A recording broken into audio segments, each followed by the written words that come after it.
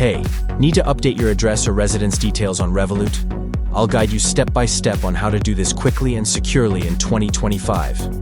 Step 1. Open your Revolut app. Log in and go to the Profile section.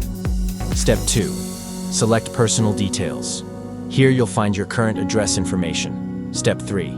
Tap Edit Address. Choose to update your current address or add a new one. Step 4. Enter your new address. Make sure all fields are correctly filled: street, city, postal code, and country. Step 5. Submit documents if required. Revolut may ask for proof of your new address, like a utility bill or bank statement dated within the last 3 months. Step 6. Confirm and save. Submit your changes and wait for verification, which usually takes 1 to 3 business days. Important tips. Keep your address details accurate to avoid account issues. You may temporarily lose some features if your address is under review. Contact Revolut support if you face delays. Done. Now your Revolut profile is up to date. Don't forget to like and subscribe for more Revolut tips.